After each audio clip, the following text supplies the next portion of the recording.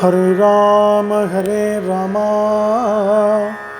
राम राम हरे हरे, हरे कृष्ण कृष्ण कृष्ण हरे हरे, हरे राम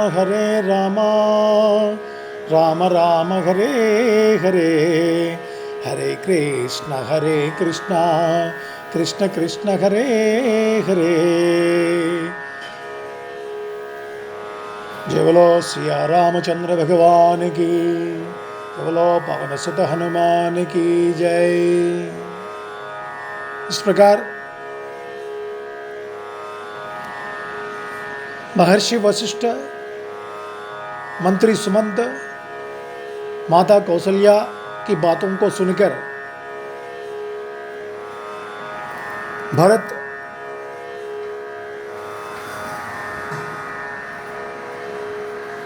धीरज धरकर कमल के समान हाथों को जोड़कर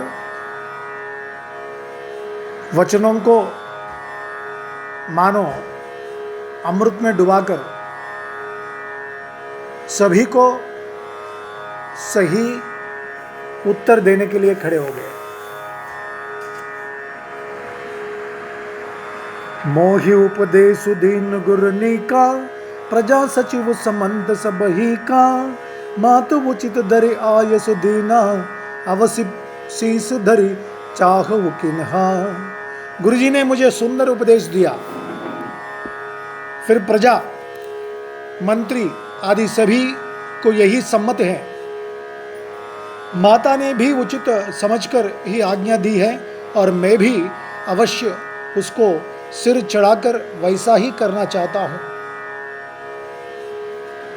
क्योंकि गुरु, पिता, माता, स्वामी और सुहृद यानी कि मित्र की वाणी सुनकर प्रसन्न मन से उसे अच्छी समझकर करना चाहिए।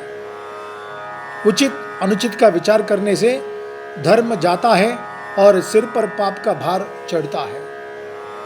यह अगर सुनकर ऐसा ही करने के लिए तत्पर हो जाऊं तो धर्म चला जाता है और सर पर पाप का भार चढ़ता है। आप तो मुझे वही सरल शिक्षा दे रही हैं जिसके आचरण करने में मेरा भला हो। यद्यपि मैं इस बात को भली भांति समझता हूं, तथापि मेरे हृदय को संतोष नहीं होता। अब आप लोग मेरी विनती सुन लीजिए और मेरी योग्यता के अनुसार मुझे शिक्षा दीजिए। मैं उत्तर दे रहा हूं, या अपराध क्षमा कीजिए। साधु पुरुष दुखी मनुष्य के दोष गुणों को नहीं गिनते।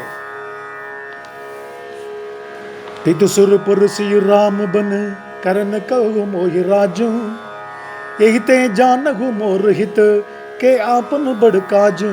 पिताजी स्वर्ग में हैं, श्री सीता राम जी वन में हैं और मुझे आप राज्य करने के लिए कह रहे हैं। इसमें आप मेरा कल्याण समझते हैं या अपना कोई बड़ा काम होने की आशा रखते हैं? मेरा कल्याण तो सीतापति श्री राम जी की चाकरी में है, सो उसे माता की कुटिलता ने छीन लिया। मैंने अपने मन में अनुमान करके देख लिया है कि दूसरे किसी उपाय से मेरा कल्याण नहीं है। सोग समाज राज के ही लेखे, लखन राम सिय बिन पद देखे, बांधी बसन बिन भूषण भारू, बांधी विरत बिन ब्रह्म विचारू।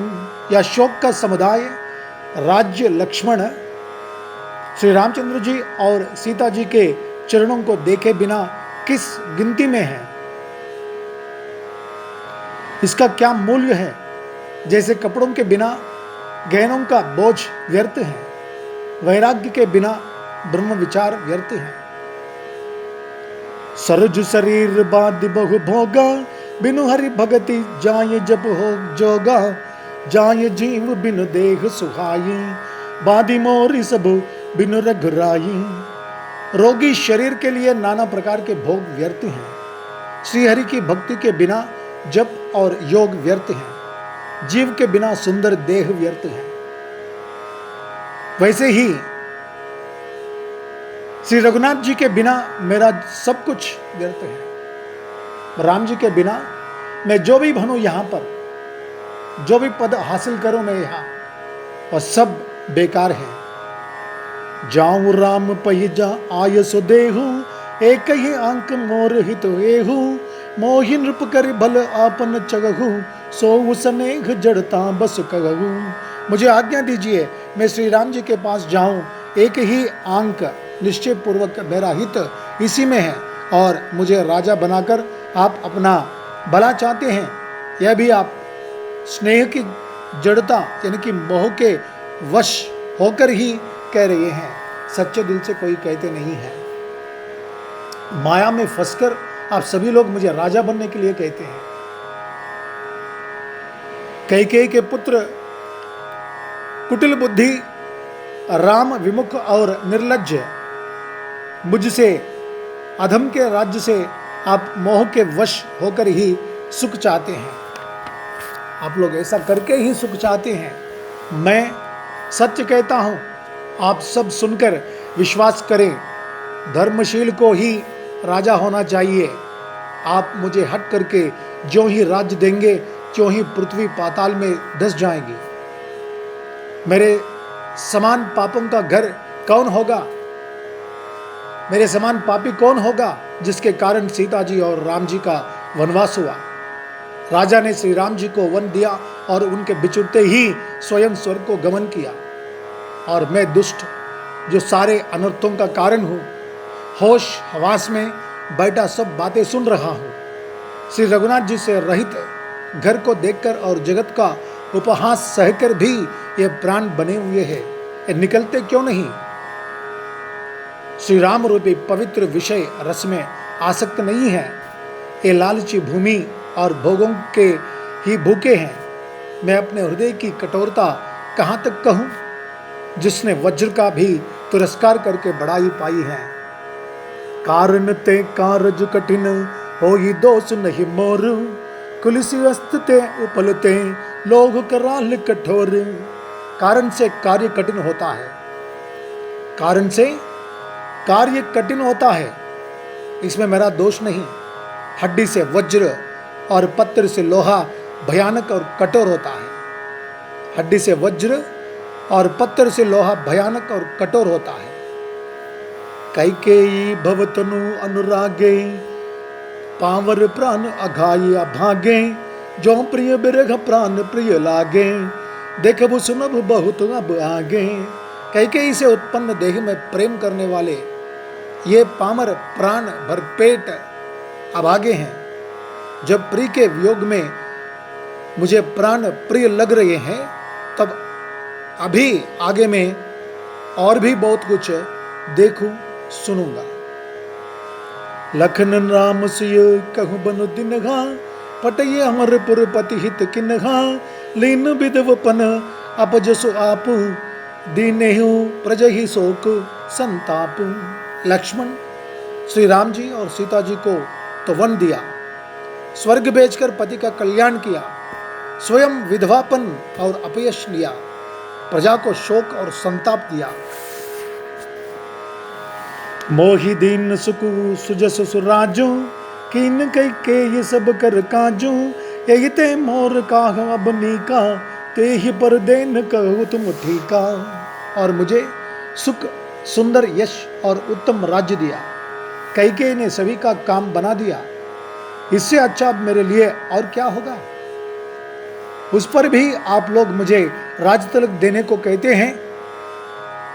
कैकेयी के पेट से जगत में जन्म लेकर या मेरे लिए कुछ भी अनुचित नहीं है। मेरी सब बात तो विधाता ने ही बना दी, उसमें प्रजा और पंच आप लोग क्यों सहायता कर रहे हैं? जिसे कुग्रह लगे हो, फिर जो वायु रोग से पीड़ित हो और उसी को फिर बिच्छू डंक मार दें, उसको यदि मदिरा पिलाई जाए तो कहिए कैसा इलाज है? कैकेयी के लड़के के लिए संसार में जो कुछ योग्य था, चतुर विधाता ने मुझे वही दिया, पर दशरथ जी का पुत्र और राम का छोटा भाई होने की बड़ाई मुझे विधाता ने व्यर्थ ही दी है। आप सब लोग भी मुझे टीका कराने के लिए कह रहे हैं। राजा की आज्ञा सभी के लिए अच्छी है। मैं किस किस को किस किस प्रकार से उत्तर दूं? जिसकी जैसी रुचि हो आप लोग सुखपूर्वक वही कहें। मेरी कुमाता कैकेयी समेत मुझे छोड़कर कहिए, और कौन कहेगा कि यह काम अच्छा किया गया? जड़ चेतन जगत में मेरे सिवा और कौन है जिसको श्री सीताराम जी प्राणों के समान प्यारे न हो? जो परम हानि है उसी में सबको बड़ा लाभ दिख रहा है। मेरा बुरा दिन है, किसी का दोष नहीं।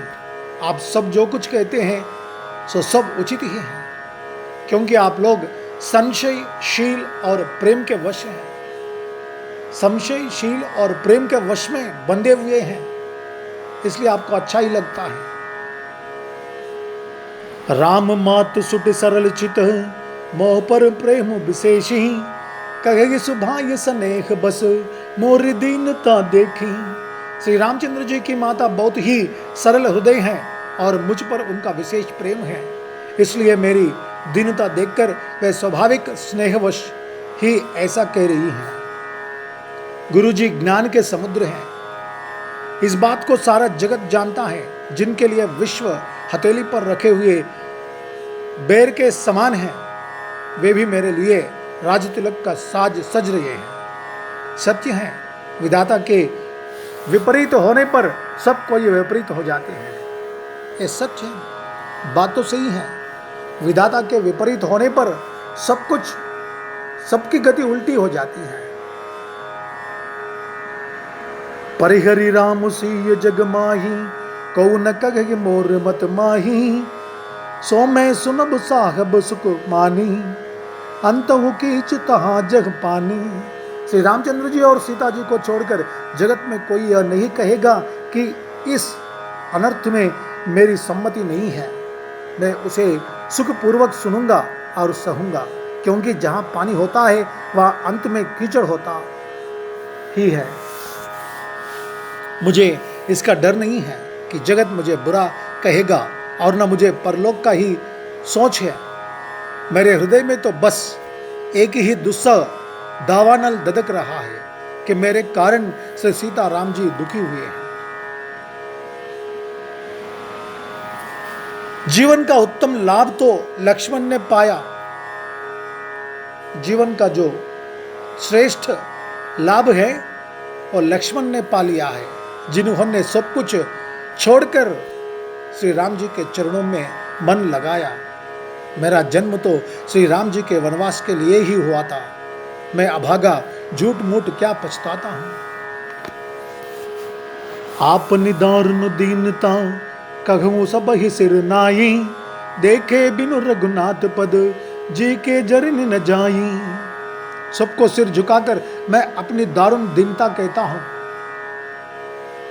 श्री रघुनाथ जी के चरणों के दर्शन किए बिना मेरे जी की जलन ना जाएगी। मेरे हृदय की जलन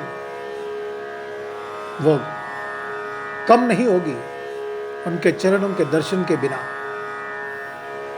मुझे दूसरा कोई उपाय नहीं सूझता। श्री राम जी के बिना मेरे हृदय की बात कौन जान सकता है। मन में एक ही आंग निश्चय पूर्वक यही है कि प्रातःकाल प्रभु श्री राम जी के पास चल दूंगा। मैं कल सुबह प्रातःकाल ही प्रभु श्री राम जी के पास चला जाऊंगा। यद्यपि मैं बुरा हूं और अपराधी हूं और मेरे ही कारण यह सब उपद्रव हुआ है, तथापि श्री राम जी मुझे शरण में सम्मुख आया हुआ देखकर सब अपराध क्षमा करके मुझ पर विशेष कृपा करेंगे। सील सकुच सुट सरल स्वभाव, कृपा स्नेह सदन रघुरावो, हरिहुक अनबल किन न रामा, मैं शिशु सेवक जदपि बामा। श्री रघुनाथ जी शील, संकोच, अत्यंत सरल स्वभाव, कृपा और स्नेह के गर हैं। श्री राम जी ने कभी शत्रु का भी अनिष्ट नहीं किया। मैं यद्यपि टेढ़ा हूं पर हूं तो उनका बच्चा और गुलाम ही, उनका सेवक ही। आप सभी पंच लोग इसी में मेरा कल्याण मानकर सुंदर वाणी से आज्ञा और आशीर्वाद दीजिए, जिसमें मेरी विनती सुनकर और मुझे अपना दास जानकर श्री रामचंद्र जी राजधानी को लौट आवे। जदपि जन्म को मात ते मैं सट सदा सदोसु, आपन जान न त्याग ही मोहि रघुवीर भरोसु। यद्यपि भी मेरा जन्म कुमाता से हुआ है और मैं दुष्ट तथा सदा दोषयुक्त भी हूँ, तो भी मुझे श्री राम जी का भरोसा है कि वे मुझे अपना जानकर त्यागेंगे नहीं, वे मुझे स्वयं अपना जानेंगे और मुझे त्यागेंगे नहीं, छोड़ेंगे नहीं। भरत जी के वचन सबको प्यारे लगे, मानो वे श्री राम जी के प्रेम रूपी अमृत में पगे हुए थे। श्री राम वियोग रूपी भीषण विष से सब लोग जले हुए थे। वे मानो बीज सहित मंत्र को सुनते ही जाग उठे। एकदम भरत जी के इन वचनों को सुनकर चंद्रमा की किरण चांदनी उन पर बरस रहा हो, ऐसा अनुभव करने लगे थे सबके सब। माता, मंत्री, गुरु, नगर के स्त्री पुरुष सभी स्नेह के कारण बहुत ही व्याकुल हो गए। सब भरत जी को सराह सराह कर कहते हैं कि आपका शरीर श्री राम प्रेम की साक्षात मूर्ति ही है। तात भरत हस काहे न कहूँ, प्राण समान राम प्रियाहू। जो पावर अपनी जड़ताई, तुम ही सुगाई मात कुटिलाई। है तात भरत, आप ऐसा क्यों ना कहें, श्री राम जी को आप प्राणों के समान प्यारे हैं। जो नीच अपनी मूर्खता से आपकी माता कैकेयी की कुटिलता को लेकर आप पर संदेह करेगा, आप पर कोई संदेह नहीं करेंगे।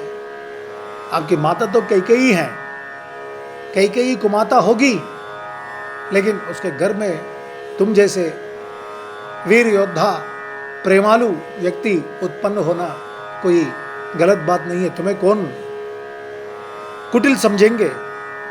वह दुष्ट करोड़ों पुरखों सहित 100 कल्पों तक नरक के घर में निवास करेगा। सांप के पाप और अवगुण को मणि नहीं ग्रहण करती, बल्कि वह विष को हर लेती है और दुख तथा दरिद्रता को भस्म कर देती है। हे भरत जी, वन को अवश्य चलिए जहां श्री राम जी हैं। आपने बहुत अच्छी सलाह विचारी है। शोक समुद्र में डूबते हुए सब लोगों को आपने बड़ा सहारा दे दिया है। सभी लोग डूब रहे थे, शोक समुद्र में डूबे हुए थे। आपने बढ़िया सहारा दे दिया है। इन बातों को कहकर सबके मन में कम आनंद नहीं हुआ। मानो मेघों की गर्जना सुनकर चातक और मोर आनंदित हो रहे हैं। प्रातःकाल चलने का सुंदर निर्णय देखकर भरत जी सभी को प्राणप्रिय हो गए। प्रातःकाल ही उठते ही राम जी के यहाँ चलने का जो निर्णय कर लिया है, सबको बहुत ही प्राणप्रिय हो गया है भरत जी। मुनि वशिष्ठ जी की वंदना करके और भरत जी को सिर नवाकर सब लोग विदा लेकर अपने अपने घर को चले। जगत में भरत जी का जीवन धन्य है, इस प्रकार कहते हुए वे उनके शील और स्नेह की सराहना करते जाते हैं। लोग कुछ उल्टा ही सोचे थे भरत जी के बारे में। भरत जी ने जो उत्तर दिया है उसे सुनकर बहुत आनंदित और प्रसन्न हो गए और भरत जी की सराहना करते हुए सब अपने अपने घर चले गए, क्योंकि सुबह प्रातःकाल ही फिर वन को जाना है उनको भरत जी के साथ। आपस में कहते हैं बड़ा काम हुआ, सभी चलने की तैयारी करने लगे। जिसको अभी घर की रखवाली के लिए रहो ऐसा कहकर रखते हैं, वही समझता है मानो मेरी गर्दन मारी गई है। कोई कोई कहते हैं रहने के लिए किसी को भी मत कहो, जगत में जीवन का लाभ कौन नहीं चाहता। यहां तो कोई नहीं रहेंगे। प्रातःकाल जब भरत राम जी के यहां चलेंगे तो सबके सब चलेंगे। या किसी को रहने के लिए मत कहो, यह लाभ हमें भी उठाना है, ऐसा कह रहे थे। वह संपत्ति, घर, सुख, मित्र, माता, पिता, भाई जल जाए जो श्री राम जी के चरणों के सम्मुख होने में हंसते हुए सहायता न करे। घर घर लोग अनेकों प्रकार की सवारियां सजा रहे हैं। हृदय में बड़ा हर्ष है कि सवेरे चलना है। भरत जी ने घर जाकर विचार किया कि नगर, घोड़े, हाथी, महल, खजाना आदि सारी संपत्ति श्री रघुनाथ जी की है। यदि उसकी व्यवस्था किए बिना उसे ऐसे ही छोड़कर चल दूं तो परिणाम में मेरी भलाई नहीं है, क्योंकि स्वामी का द्रोह सब पापों में शिरोमणि है, श्रेष्ठ है सब पापों में। अतः इसका कुछ प्रबंध करके मैं निकलूंगा। सेवक वही है जो स्वामी का हित करे, चाहे कोई करोड़ों दोष क्यों ना दे। भरत जी ने ऐसा विचार कर ऐसे विश्वास पात्र सेवकों को बुलाया जो कभी स्वप्न में भी अपने धर्म से नहीं डिगे थे। उन्हें बुलाकर भरत जी ने उनको सब वेद समझाकर फिर उत्तम धर्म बतलाया और जो जिस योग्य था उसे उसी काम पर नियुक्त कर दिया। सब व्यवस्था करके रक्षकों को रखकर भरत जी राम माता कौशल्या जी के पास गए। आरत जननी जान सब भरत स्नेह सुजान, कहे वो बनावन पालकी सजन सुखासन जान। स्नेह के सुजान, प्रेम के तत्व को जानने वाले भरत जी ने सब माताओं को आर्त दुखी जानकर उनके लिए पालकियां तैयार करने तथा सुखासन यान यानी कि सुख पाल सजाने के लिए कहा। यानी पालकियां तैयार करने के लिए कह दिया। चक चक जिमितपुर नर नारी, चहत प्रात उर आरत भारी, जागत सब निस भयव बिहाना, भरत बुलाए सचिव सुजाना। नगर के नर नारी चकवे चकवी की भांति हृदय में अत्यंत आर्त होकर प्रातःकाल का होना चाहते हैं। सारी रात जागते जागते सवेरा हो गया। तब भरत जी ने चतुर मंत्रियों को बुलाया और कहा, तिलक का सब सामान ले चलो, वन में ही मुनि वशिष्ठ जी श्री रामचंद्र जी को राज्य देंगे, जल्दी चलो। यह सुनकर मंत्रियों ने वंदना की और तुरंत घोड़े, रथ और हाथी सजवा दिए हैं। अरुंधति अरुअग्नि समाऊ, रथ चढ़ चले प्रथम मुनि राहू, विप्र बृंद चढ़ी पाखन नाना, चले सकल तप तेज निधाना। सबसे पहले मुनिराज वशिष्ठ जी अरुंधति और अग्निहोत्री की सब सामग्री सहित रथ पर सवार होकर चले। फिर ब्राह्मणों के समूह जो सब के सब तपस्या और तेज के भंडार थे, अनेकों सवारियों पर चढ़कर चले। नगर के सब लोग रथों को सजा सजाकर चित्रकूट को चल पड़े, जिनका वर्णन नहीं हो सकता। ऐसी सुंदर पालकियों पर चढ़ चढ़कर सब रानियां चली। विश्वास पात्र सेवकों को नगर सौंपकर और सबको आदर पूर्वक रवाना करके तब श्री सीताराम जी के चरणों को स्मरण करके भरत शत्रुघ्न दोनों भाई चले। राम दरस बस सब नर नारी, जनु करी करन चले तकी बारी, बनसी राम समुझ मन माही, सानुज भरत पया देहि जाही। श्री रामचंद्र जी के दर्शन के वश में हुए, दर्शन की अनन्य लालसा इच्छा सब नर नारी ऐसे चले मानो प्यासे हाथी हाथनी जल को तक कर जा रहे हैं। श्री सीताराम जी वन में हैं, सब सुखों को छोड़कर। वन में ऐसा विचार करके छोटे भाई शत्रुघ्न जी सहित भरत जी पैदल ही चले जा रहे हैं। दोनों भाई और भाभी सीता ये वन में रहने वाले हैं, सब सुख को छोड़कर वन में रह रहे हैं, तो हम क्यों सुख भोगें, यह सोचकर वे भी पैदल चलने लगे। उनका स्नेह देखकर लोग प्रेम में मग्न हो गए और सब घोड़े हाथी रथों को छोड़कर उनसे उतरकर पैदल चलने लगे।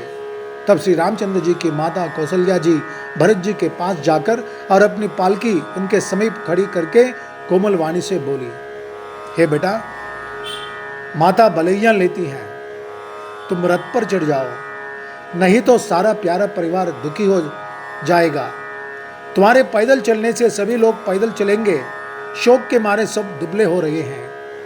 पैदल रास्ते के पैदल चलने के योग्य नहीं है, ये रास्ता पैदल चलने के योग्य नहीं है बेटे, रथ पे चढ़ो।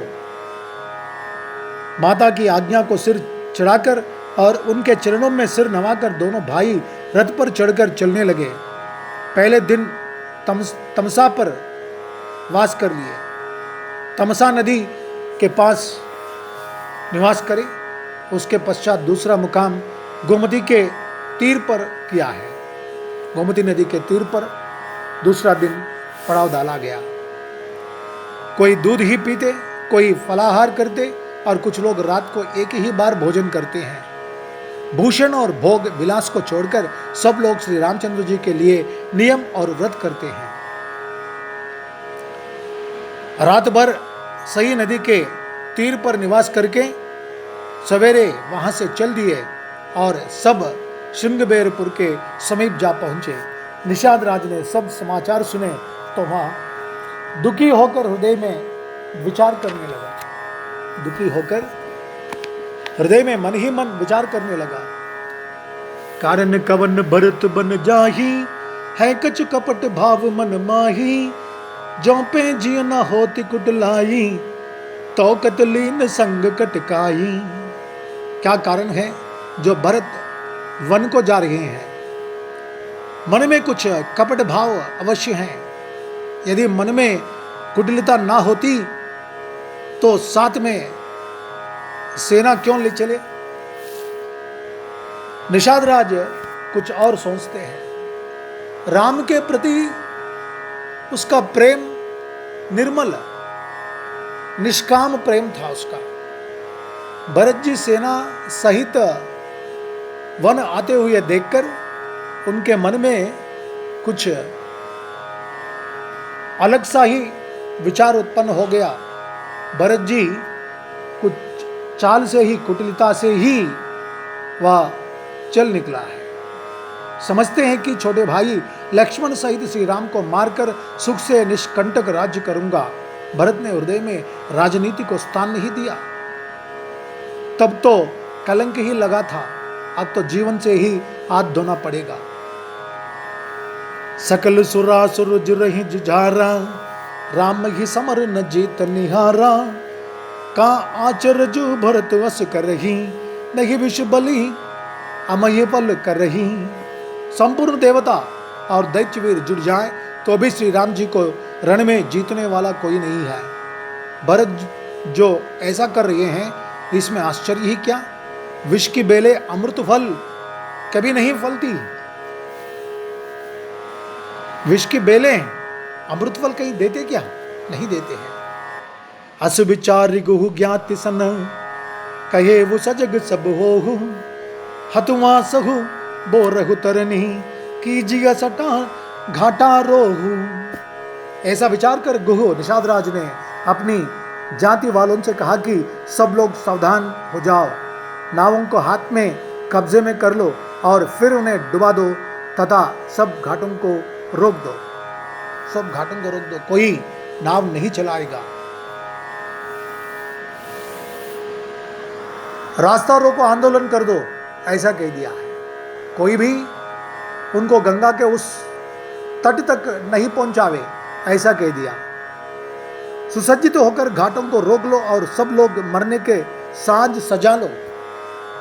अर्थात भरत से युद्ध में लड़कर मरने के लिए तैयार हो जाओ। मैं भरत से सामने मैदान में लोहा लूंगा, मुठभेड़ करूंगा और जीते जी उन्हें गंगा पार न उतरने दूंगा। जीते जी उसे गंगा पार उतरने दूंगा मैं। युद्ध में मरण, फिर गंगा जी का तट, श्री राम जी का काम और क्षण भंगुर शरीर। भरत श्री राम जी के भाई और राजा, और मैं नीच सेवक, बड़े भाग्य से ऐसी मृत्यु मिलती है। ऐसा सोच रहा था निषाद राज। मैं स्वामी के काम के लिए रण में लड़ाई करूंगा और 14 लोगों को अपने यश में उज्जवल कर दूंगा। श्री रघुनाथ जी के निमित्त प्राण त्याग दूंगा। मेरे तो दोनों ही हाथों में आनंद के लड्डू हैं। अर्थात जीत गया तो राम सेवक का यश प्राप्त करूंगा और मारा गया तो श्री राम जी का नित्य सेवा प्राप्त करूंगा। ऐसा मन में विचार करने लगा था निषाद राज। साधुओं के समाज में जिसकी गिनती नहीं और श्री राम जी के भक्तों में जिसका स्थान नहीं, वह जगत में पृथ्वी का भार होकर व्यर्थ ही जीता है। वह माता के यवन रूपी वृक्ष के काटने के लिए कुल्हाड़ा मात्र है। विगत विषाद निषाद पति सब ही बनाई ऊंचाई, सुमिरी राम मागे वो तुरत तरक से धनुष सनाहू। इस प्रकार श्री राम जी के लिए प्राण समर्पण का निश्चय करके निषाद राज विषाद से रहित हो गया और सबका उत्साह बढ़ाकर तथा श्री रामचंद्र जी का स्मरण करके उसने तुरंत ही तरकश धनुष और कवच मांग लिया। उसने कहा, हे भाइयों, जल्दी करो और सब सामान सजाओ। मेरी आज्ञा सुनकर कोई मन में कायरता ना लावे। सब हर्ष के साथ बोल उठे, हे नाथ, बहुत अच्छा, और आपस में एक दूसरे का जोश बढ़ाने लगे। निषाद राज को जोहार कर करके सब निषाद चले। सभी बड़े शूरवीर हैं और संग्राम में लड़ना उन्हें बहुत अच्छा लगता है। श्री रामचंद्र जी के चरण कमलों की जूतियों का स्मरण करके उन्होंने भातियां छोटे छोटे तरकस बांधकर दुनियों छोटे छोटे धनुषों पर प्रचंड चढ़ाई तैयार हो गए। कवच पहनकर सिर पर लोहे का टोप रखते हैं और फरसे भाले तथा बर्चों को सीधा कर रहे हैं। कोई तलवार के वार रोकने में अत्यंत ही कुशल हैं। वे ऐसे उमंग में भरे हैं मानो धरती छोड़कर आकाश में कूद रहे हैं। अपना अपना सांझ समाज लड़ाई का सामान और दल बनाकर उन्होंने जाकर निषाद राज गो को नमन की। निषाद राज ने सुंदर योद्धाओं को देखकर सबको सुयोग्य जाना और नाम ले लेकर सबका सम्मान किया। और निषाद राज ने कहा, हे भाइयों, धोखा न लाना अर्थात मरने से न घबराना। आज मेरा बड़ा भारी काम है। यह सुनकर सब योद्धा बड़े जोश के साथ बोल उठे, हे वीर, अधीर मत हो। राम प्रताप नाथ बल तोरे, करही कटुक बिन भट बिन घोरे, जीवत पाव न पाछे दरही, रुंड मुंड मय मेदिन करही। हे नाथ, श्री राम जी के प्रताप से और आपके बल से हम लोग भरत की सेना को बिना वीर और बिना घोड़े की कर देंगे। एक एक वीर और एक एक घोड़े को मार डालेंगे। जीते जी पीछे पांव न रखेंगे। पृथ्वी को रुंड मुंडमयी कर देंगे। सिरों और धड़ों से छा देंगे। किसी के धड़ पर सर नहीं रहेगा। आज ऐसा काट के बिछा देंगे धरती पर, राम के नाम पर हम बोलकर कह रहे थे। निषाद राज ने वीरों का बढ़िया दल देखकर कहा, जुझाऊ, लड़ाई का डोल बजाओ, जुझाऊ बजा दो। इतना कहते ही बाईं ओर छींक हुई। शकुन विचारने वालों ने कहा कि खेत सुंदर है, जीत होगी। शकुन अच्छा है, हमारी ही जीत होगी। कोई सोचने की बात ना ही, ऐसा कहने लगे। एक बूढ़े ने शकुन विचार कर कहा, भरत से मिल लीजिए, उनसे लड़ाई नहीं होगी। भरत श्री रामचंद्र जी को मनाने जा रहे हैं। शकुन ऐसा कह रहा है कि विरोध नहीं है। भरत जी से मिलिए, पहले तो उनसे बातचीत तो करिए। राम जी से मिलने जा रहे हैं, लड़ने जा रहे हैं, ये विचार करने के पश्चात ही कुछ निश्चय कर लो कि उनसे युद्ध करना है या मित्रता करनी है। यह सुनकर निषाद राज गु ने कहा, बूढ़ा ठीक कह रहा है। जल्दी में बिना विचारे कोई काम करके मूर्ख लोग पछताते हैं। भरत जी का शील स्वभाव बिना समझे और बिना जाने युद्ध करने में हित की बहुत बड़ी हानि है, यह सोच लिया है। गहु गाट बड समिटी, सब लेव मरम मिल जाई, बूझी मित्र हरि मज्ज गति, तस तब कर आई। अतएव ये वीरों, तुम लोग इकट्ठे होकर सब घाटों को रोक लो। मैं जाकर भरत जी से मिलकर उनका भेद लेता हूँ। उनका भाव मित्र का है या शत्रु का, या उदासीन का है या जानकर, तब आकर वैसा ही प्रबंध करूंगा मैं। उसी के अनुसार प्रबंध करेंगे हम। उनके सुंदर स्वभाव से मैं उनके स्नेह को पहचान लूंगा, वैर और प्रेम छिपाने से नहीं छिपते। ऐसा कहकर वह भेंट का सामान सजाने लगा। उसने कंद मूल फल पक्षी और हिरन मंगवाए। नीन पीन पाठीन पुराने भरी भरी भार कहारन आने, मिलन साज सज मिलन सिधाए, मंगल मूल सगन शुभ पाए। कहार लोग पुरानी और मोटी पहिना नामक मछलियों के भार भर भर कर लाए। भेंट का सामान सजाकर मिलने के लिए चले तो मंगलदायक शुभ शगुन मिले। देखी दूर ते कहीं निज नामो, कीन मुनि सही दंड प्रणामो, जान राम प्रिय दीन असीसा, भरत ही कहे वो बुझाऊ मुनीसा। निषाद राज ने मुनिराज वशिष्ठ जी को देखकर अपना नाम बतलाकर दूर ही से दंडवत प्रणाम किया। मुनीश्वर वशिष्ठ जी ने उसको राम का प्यारा जानकर आशीर्वाद दिया और भरत जी को समझाकर कहा कि यह श्री राम का मित्र है। ये निषाद राज जो आया है ये राम जी का मित्र है। ये राम सखा सुनी संदनु त्यागा, चले उतरी उमगत अनुरागा, गाँव जाति गहु नाव सुनाई, कीन जोहारो मात महिलाई। यह श्री राम का मित्र है। इतना सुनते ही भरत जी ने रथ त्याग दिया और वे रथ से उतरकर प्रेम में उमंगते हुए चले। निषाद राज ग्युह ने अपना गांव जाति और नाम सुनकर पृथ्वी पर माथा टेक कर जोहार की नमन किया है और दंडवत करते देख कर भरत जी ने उठकर उसको छाती से लगा लिया। हृदय में प्रेम समाता नहीं है, मानो स्वयं लक्ष्मण जी से भेंट हो गई हो। ऐसा वह भेंटत भरत ताहि अति प्रीति, लोग सिहाय प्रेम के रीति, धन्य धन्य धुनि मंगल मूला, सुर सराहि ते ही बरसहि फूला। भरत जी गु को अत्यंत प्रेम से गले लगा रहे हैं। प्रेम की रीति को सब लोग सिहार रहे हैं, ईर्ष्या पूर्वक प्रशंसा कर रहे हैं। मंगल की मूल धन्य धन्य की ध्वनि करके देवता उसकी सराहना करते हुए फूल बरसा रहे हैं। वे कहते हैं जो लोक और वेद दोनों में सब प्रकार से नीच यानी कि नीचा माना जाता है, जिसकी छाया के छू जाने से भी स्नान करना होता है, उसी निषाद से अंकवार भरकर हृदय से चिपटाकर श्री रामचंद्र जी के छोटे भाई भरत जी आनंद और प्रेमवश शरीर में पुलकावली से परिपूर्ण हो मिल रहे हैं।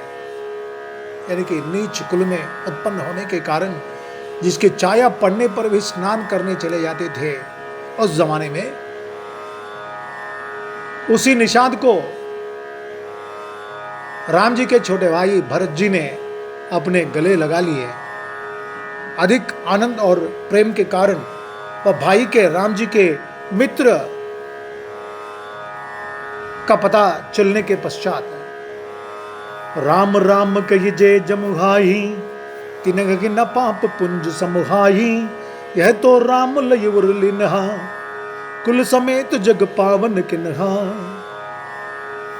जो लोग राम राम कहकर जम्भाई लेते हैं, अर्थात आलस्य से भी जिनके मुंह से राम नाम का उच्चारण हो जाता है, पापों के समूह उनके सामने नहीं आते, फिर इस गुह को तो स्वयं श्री रामचंद्र जी ने हृदय से लगा लिया और कुल समेत इसे जगत पावन, जगत को पवित्र करने वाला बना दिया। राम ने स्वयं इनको गले लगा लिया और इनके कुल को पावन कर दिया, और इसमें क्या दोष होगा। करमनास जल सुर सर पर रही, ते ही को कहु शीस नहीं दरई, उल्टा नाम जपत जग जाना, वाल्मीकि भये ब्रह्म समाना। कर्मनाशा नदी का जल गंगा जी में पड़ जाता है, मिल जाता है, तब कहिए उसे कौन सिर पर धारण नहीं करता। यानी कि जो भी स्नान करता है गंगा में उसके पाप धुल जाते हैं।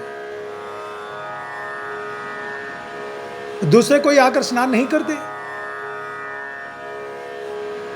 लाखों की संख्या में उसमें डुबकी लगाते हैं, फिर से लोग आते हैं उसमें डुबकी लगाते, अपने पापों को धुल जाते हैं और फिर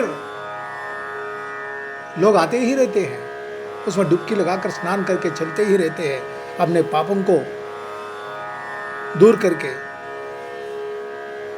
जगत जानता है कि उल्टा नाम जपत जग जाना। वाल्मीकि को सप्तर्षियों ने, जब रत्नाकर था पहले, वाल्मीकि डाका डालता था, चोरी करता था, ऋषि मुनियों को धमकी देकर उनसे धन चुरा लेता था। ऐसे रत्नाकर को सप्तर्षियों ने राम नाम का उपदेश दिया। उसे पता भी नहीं था कि वो राम नाम का उपदेश दिया या नहीं तो मरा, भूल गया था वो उतने में, उतना चंचल था उसका मन। उल्टा नाम जपत जग जाना, वाल्मीकि भय नाम समाना। उल्टा नाम जपता गया, मरा मरा मरा मरा मरा। धर्म से संचित है, वह मरा भी कहा, राम नहीं कहा, मरा कहा। वो धर्म से संचित हुआ, गुप्त निधि है, इसलिए उनको वाल्मीकि बना दिया गया है। 2 अक्षर, राम नाम का 2 अक्षर, उसे वाल्मीकि बना दिया, ब्रह्म के समान बना दिया, सृष्टिकर्ता बना दिया, रामायण की रचना कर दी है। सृष्टि तब तक रहेगी, रामायण जब तक रहेगा। राम कथा लोग सुनते जाएंगे। उल्टा नाम जपता ही गया, लेकिन धर्म से संचित धन है। धर्म से कोई भी कैसा भी नाम लो, भाव होनी चाहिए मन में, और भाव रहने के कारण रत्नाकर वाल्मीकि बन गया और रामायण की रचना कर डाली। मूर्ख और पामर, चांडाल, शवर, खस, यवन, कोल और किरात भी राम नाम कहते ही परम पवित्र और त्रिभुवन में विख्यात हो जाते हैं, तीनों भुवन में विख्यात हो जाते हैं। राम नाम का उच्चारण मात्र से ही आदमी भीतर से पवित्र बन जाता है। हमारा शरीर का मुख्य द्वार हमारा मुंह है। राम शब्द में रा यानी मुंह खुलता है, रा यानी कि हमारे अंदर जो भी पाप हैं वो बाहर निकल आते हैं, और म से बंद हो जाता है, द्वार बंद हो जाता है, यानी कि पाप निकल जाते हैं और अंदर से पवित्र होने के पश्चात तुरंत ही मुंह बंद हो जाता है, द्वार बंद हो जाता है, राम कहते हैं, और अंदर से पवित्र हो जाता है आदमी। इसलिए राम नाम ये तारक मंत्र है, ये दुनिया से भवरूपी सागर से पार कराने वाला 2 मंत्रों में से एक मंत्र ये राम नाम का है। दुनिया में भगवान ने हमारे लिए, हमारे यानी मनुष्य को मोक्ष प्रदान करने के लिए 2 मंत्र दिए हैं, एक ओंकार मंत्र और दूसरा राम नाम। जो भी हम 2 मंत्रों को, यानी दोनों में से एक मंत्र को जपता है, वह भवरूपी सागर पार कर देता है अनायास ही। रत्नाकर मर गया, वाल्मीकि उत्पन्न हुआ। मरा मरा कहता गया, जपता गया धर्म से। उनके दिल में अच्छे थे, भाव अच्छे थे, और मरा मरा कह दिया। रत्नाकर मर गया, दुष्ट मर गया, और वाल्मीकि उत्पन्न हो गया, पैदा हो गया, और रामायण की रचना कर दी। इसमें कोई आश्चर्य नहीं है, युग युगांतर से यही रीति चली आ रही है। श्री रघुनाथ जी ने किसी को बढ़ाई नहीं दी। इस प्रकार देवता राम नाम की महिमा कह रहे हैं और उसे सुन सुनकर अयोध्या के लोग सुख पा रहे हैं। राम सखा निषाद राज से प्रेम के साथ मिलकर भरत जी ने कुशल मंगल और क्षेम पूछी।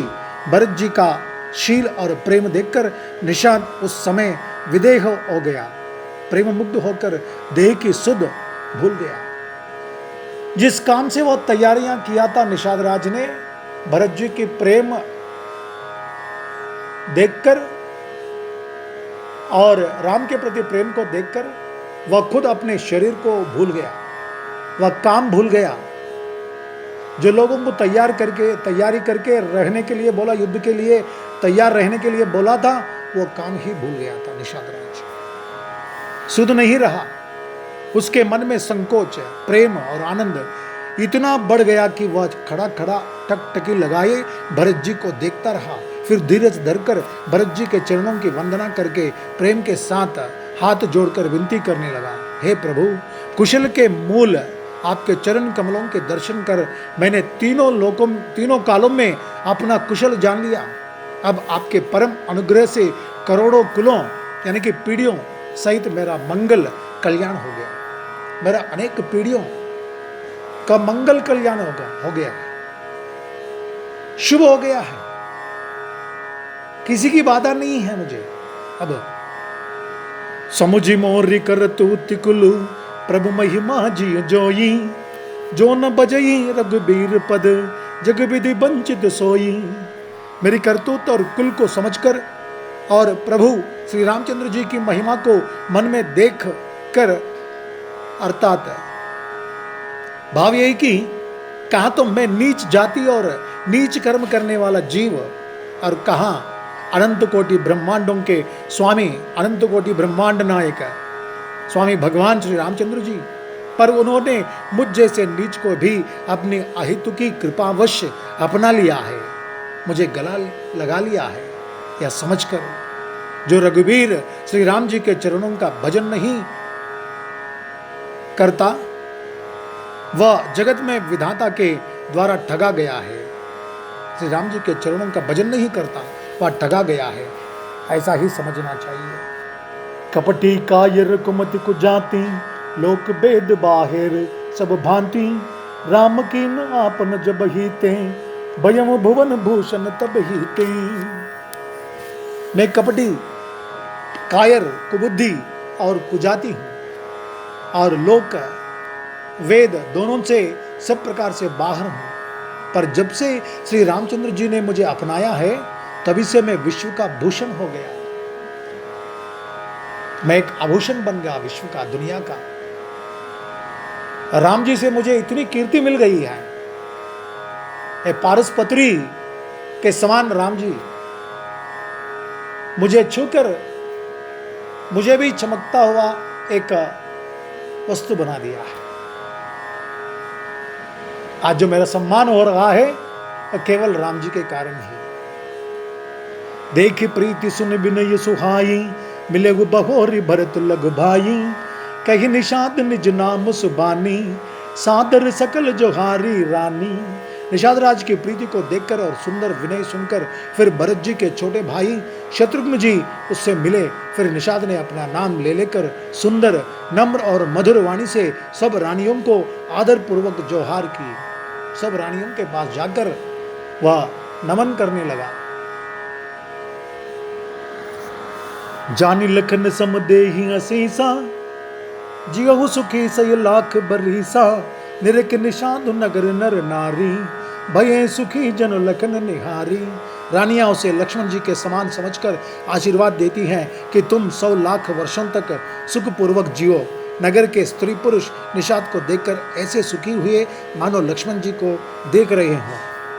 सब कहते हैं कि जीवन का लाभ तो इसी ने पाया है जिसे कल्याण स्वरूप श्री रामचंद्र जी ने भुजाओं में बांधकर गले लगाया है।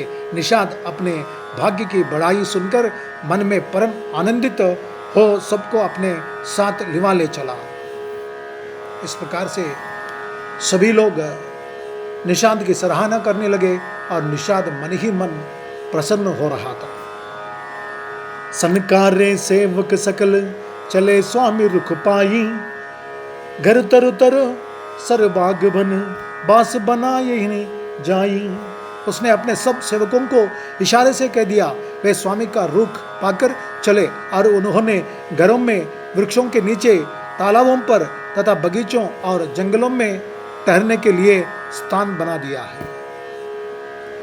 सभी को अयोध्यापुर के लोग जितने भी भरत जी के साथ चले थे, उन सभी को रहने के लिए स्थान, उनके उचित स्थान जहाँ जहाँ देना था वहाँ वहाँ दे दिया, इंतजाम कर दिया पूरा। सुंग बेरपुर भरत दीक जब बेसनेह सब अंग शिथिल तब, मोहत दिए निषाद ही लागू जनु तनु धरे बिनयु अनुरागू। भरत जी ने जब सुंगबेरपुर को देखा तब उनके सब अंग प्रेम के कारण शिथिल हो गए। वे निषाद को लाग दिए, अर्थात उसके कंधे पर हाथ रखे चलते हुए ऐसे शोभा दे रहे हैं मानो विनय और प्रेम शरीर धारण किए हुए हो। भरत जी अत्यंत प्रेमवश निषाद राज के कंधे पर हाथ रखकर वह चलने लगा था। यही विधि भरत सेन सब संगा, दीख जाए जग चाम पावन गंगा। राम घाट कहूँ किन प्रणामो, भामनु मगन मिले जनु रामू। इस प्रकार भरत जी ने सब सेना को साथ में लिए हुए जगत को पवित्र करने वाले गंगा जी के दर्शन किए। श्री राम घाट को, जहाँ श्री राम जी ने स्नान संध्या की थी, वह स्नान घाट राम घाट बन गया है। प्रणाम किया है वहाँ जाकर। उनका मन इतना आनंद मग्न हो गया मानो उन्हें स्वयं श्री राम जी मिल गए हों। करें ही प्रणाम नगर नर नारी, मुदित ब्रह्ममय बारे निहारी।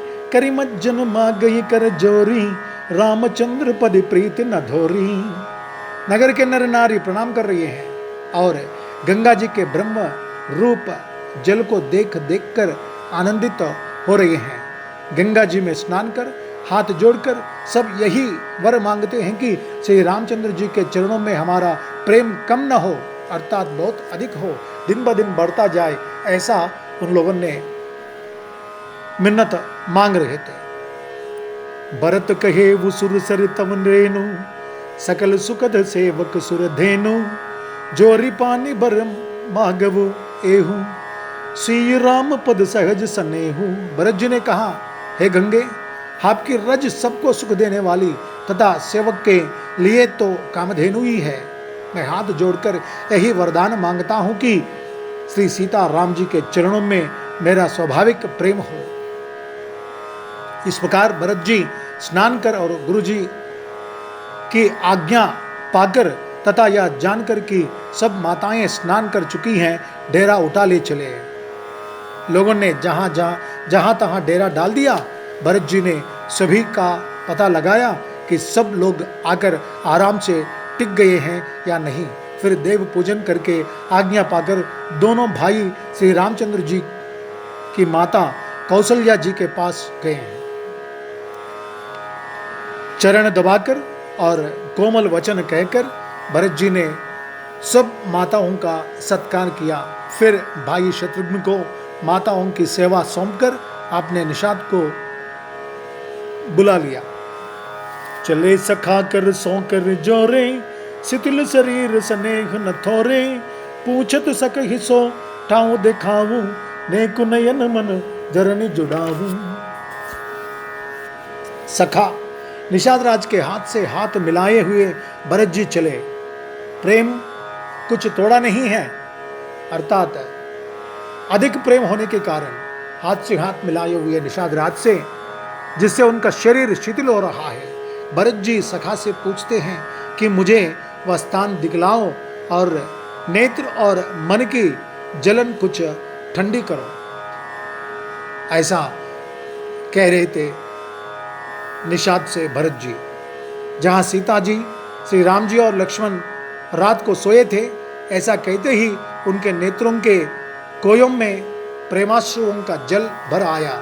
भरत जी के वचन सुनकर निषाद को बड़ा विषाद हुआ। वह तुरंत ही उन्हें वहां ले गया। जहां सिंसुपा पुनीत तर रघुबर कियो विश्राम, अति स्नेह सादर भरत किन्हीं दंड प्रणाम। सिंसुपा वृक्ष, वृक्ष का नाम था सिंसुपा वृक्ष, जहां पवित्र अशोक के वृक्ष के नीचे, उस अशोक वृक्ष के नीचे श्री राम जी ने विश्राम किया था। भरत जी ने वहां अत्यंत प्रेम से आदर पूर्वक दंडवत प्रणाम किया। अशोक यानी कि शोक बिना, दुख के बिना, जिसके पास बैठने से शोक दूर हो जाता है, अशोक। यहां निषाद राज्य गो के पास जब राम जी प्रथम बार आते हैं तो वहां पर उस अशोक वृक्ष के नीचे बैठ गए थे। बहुत विषाद से थे, शोक से थे। उस शोक को दूर करने के लिए अशोक वृक्ष के नीचे बिठा दिया था, विश्राम किया था। भरत जी ने वहां अत्यंत प्रेम से आदर पूर्वक दंडवत प्रणाम किया उस स्थान को। कुछ सांतर्य निहारी सुहाई कीन प्रणाम प्रदक्षिणक जाई। चरण रेक रज आखिन लाही बनई न कहत प्रीति अधिकाही। कुशों की सुंदर सातरी देखकर उसकी प्रदक्षिणा करके प्रणाम किया। श्री रामचंद्र जी के चरण चिन्हों की रज आंखों में लगाई। प्रेम की अधिकता कहते नहीं बनती है, प्रेम की अधिकता कहते नहीं बनती है।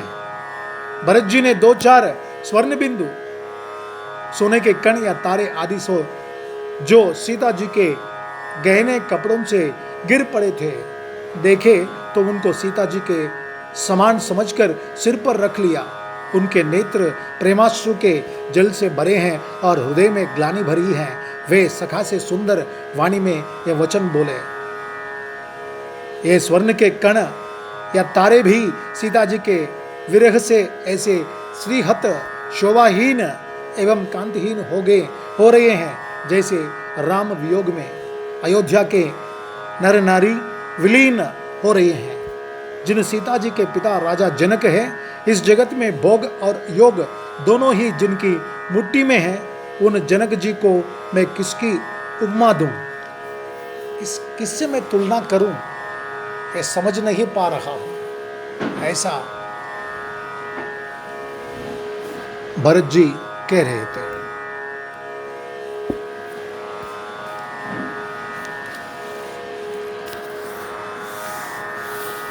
ससुर भान कुल भान बुआलू जे हिसी हाथ अमरावत पालू।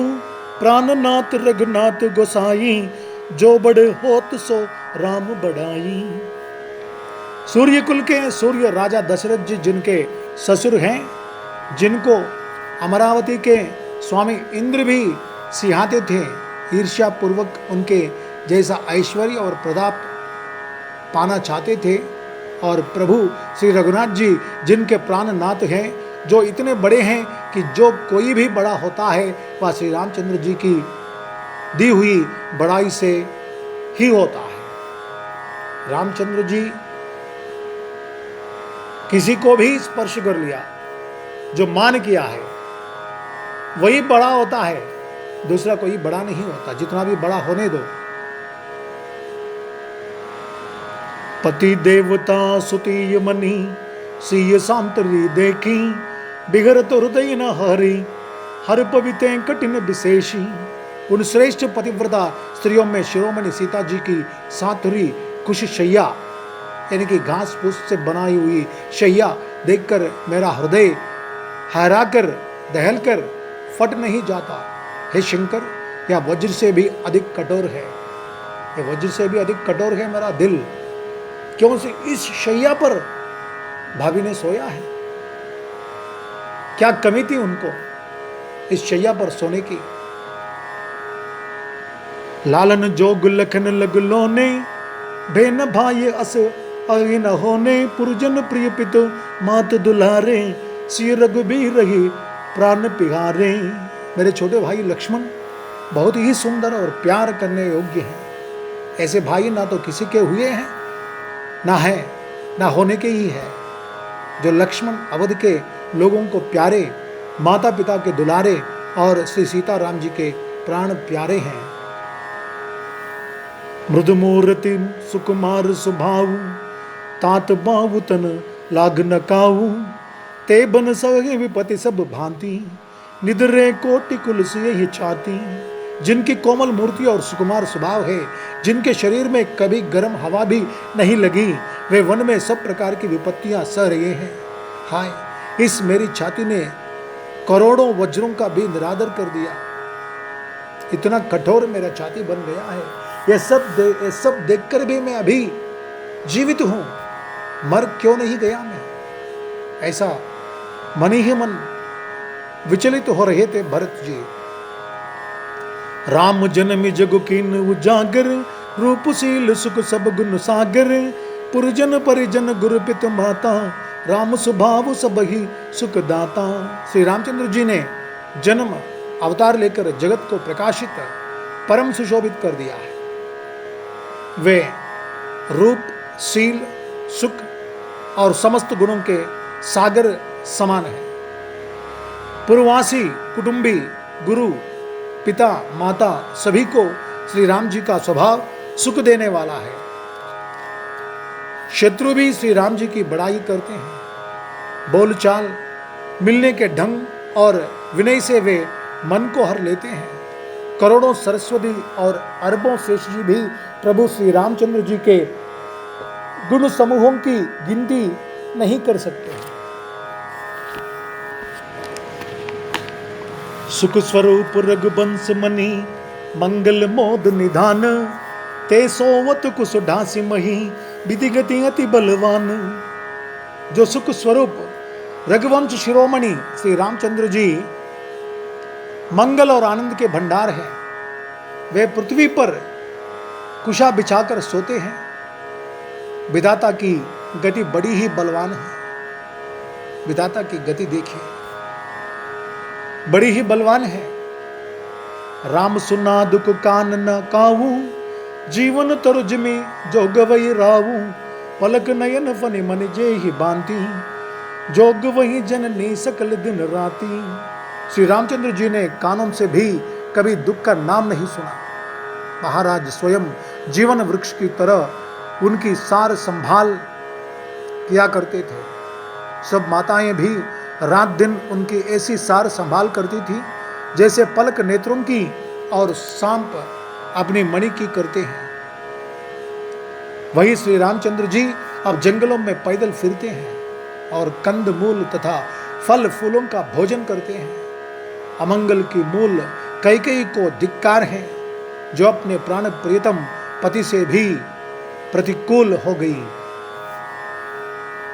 मैं दिग दिग अग उदधि अभागी, सब उत्पात भयउ जय ही लागी, कुल कलंक कर सुजेवु विधाता, साई दोग मोहि कीन कुमाता। मुझ पापों के समुद्र और अभागे को धिक्कार है जिसके कारण ये सब उत्पात हुए।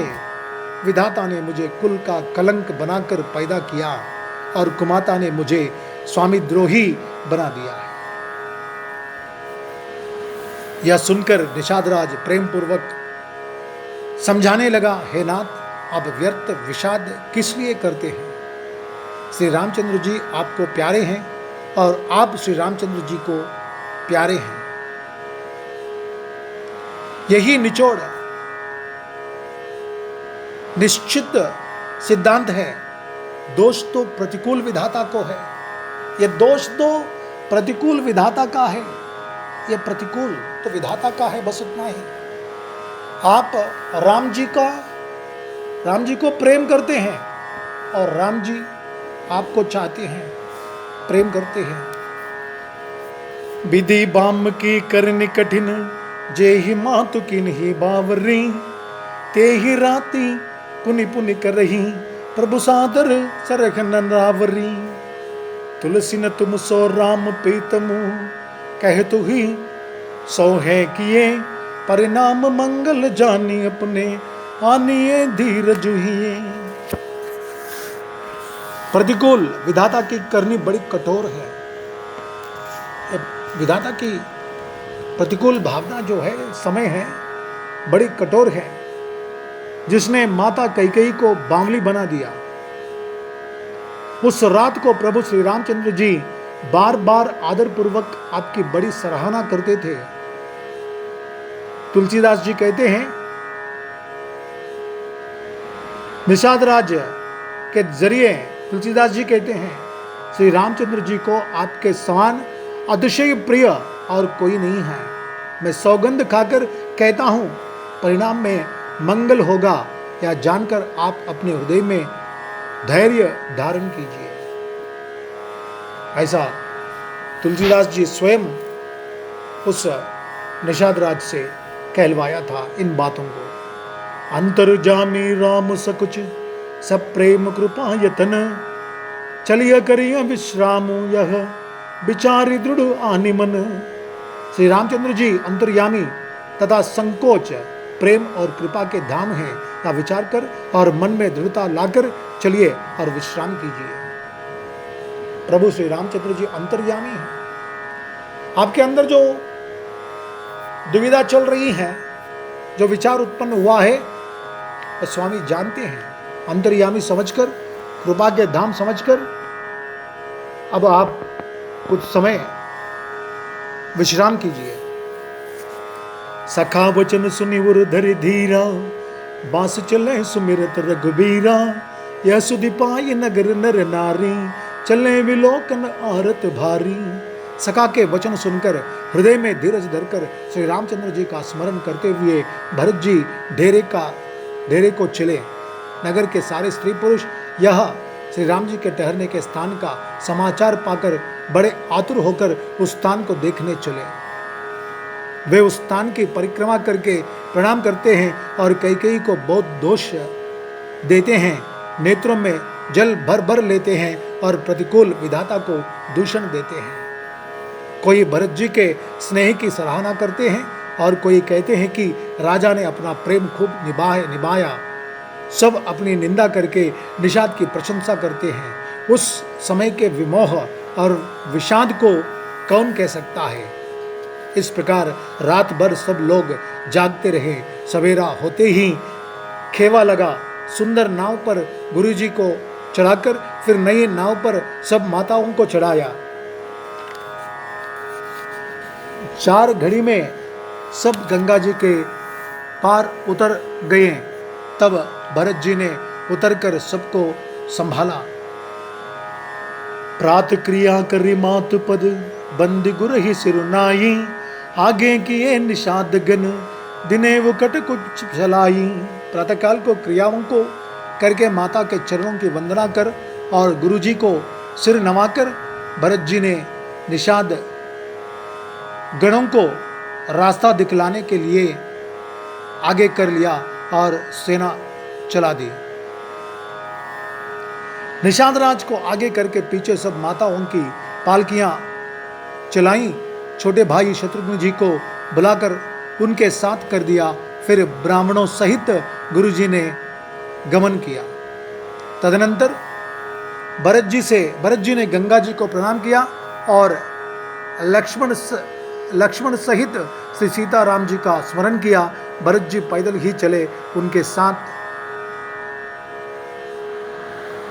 बिना सवार के, उनके साथ कोतल घोड़े यानी बिना सवार के बागडोर से बंधे हुए चले जा रहे हैं। घोड़े चले जा रहे थे बिना कोई सवार के, क्योंकि भरत जी पैदल ही जा रहे थे, घोड़े पर सवार नहीं थे। वन गमन किस प्रकार से सीता राम और लक्ष्मण जी गए थे, उसी तरह ये लोग भरत जी भी, खासकर भरत जी जाना चाहते हैं। उत्तम सेवक बार बार कहते हैं कि हे नाथ, आप घोड़े पर सवार हो लीजिए। भरत जी जवाब देते हैं कि श्री रामचंद्र जी तो पैदल ही गए और हमारे लिए रथ, हाथी और घोड़े बनाए गए हैं। मुझे उचित तो ऐसा है कि मैं सिर के बल चलकर जाऊं। मैं सेवक का धर्म सबसे कठिन होता है। भरत जी की दशा देखकर और कोमल वाणी सुनकर सब सेवकगण ग्लानि के मारे गले जा रहे हैं। भरत तीसरे पहर कह किन प्रवेश प्रयाग, कहत राम सिय उमगी उमगी अनुराग। प्रेम में उमंग उमंग कर सीता राम कहते हुए भरत जी ने तीसरे पहर प्रयाग में प्रवेश किया। प्रयागराज तीर्थ स्थान त्रिवेणी संगम, वहां पर प्रवेश किया।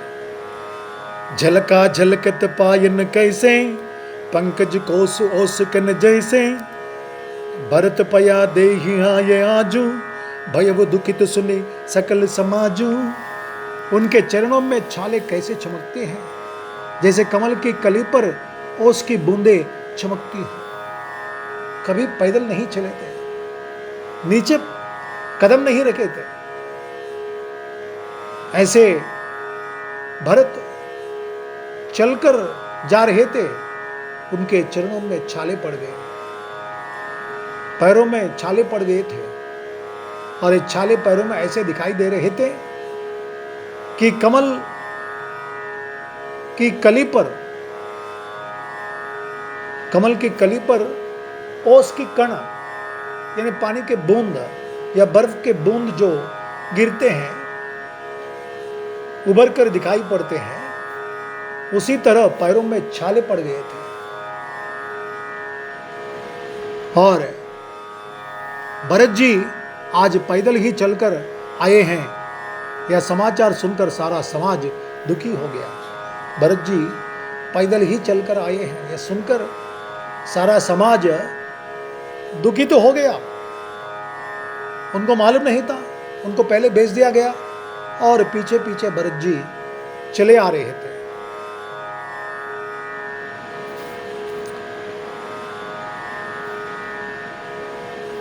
जब भरत जी ने यह पता पा लिया कि सब लोग स्नान कर चुके, तब त्रिवेणी पर आकर उन्हें प्रणाम किया।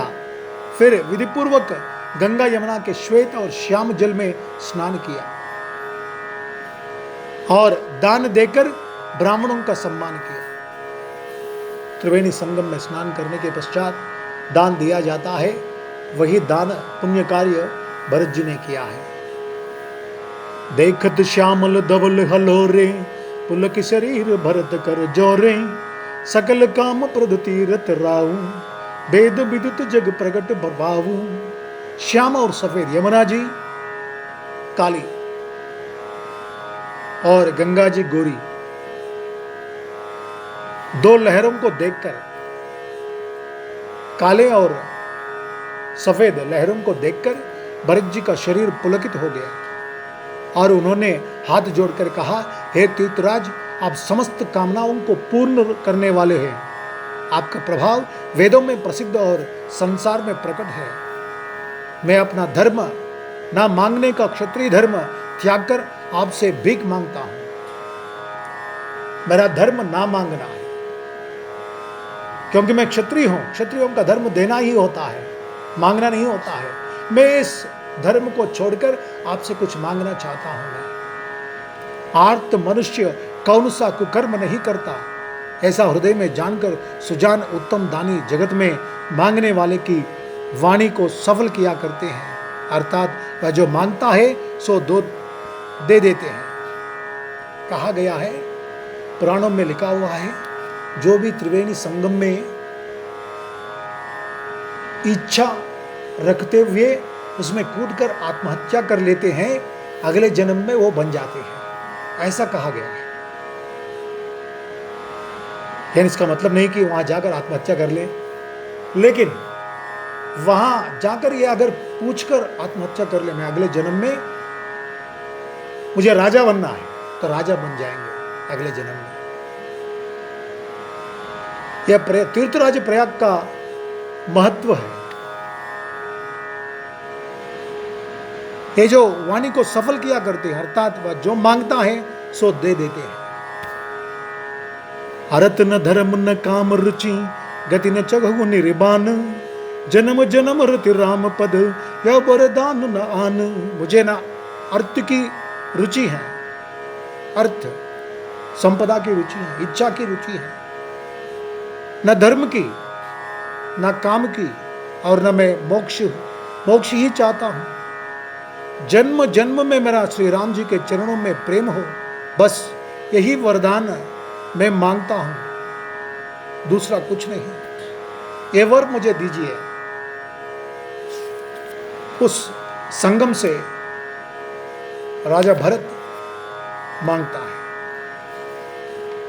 स्वयं श्री रामचंद्र जी भी भले ही मुझे कुटिल समझे और लोग मुझे गुरुद्रोही तथा स्वामी द्रोही भले ही कहें, पर श्री सीताराम जी के चरणों में मेरा प्रेम आपकी कृपा से दिन दिन बढ़ता ही रहे।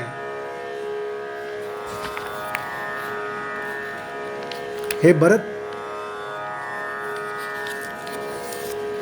सब तो तुमने बहुत ही अच्छा किया,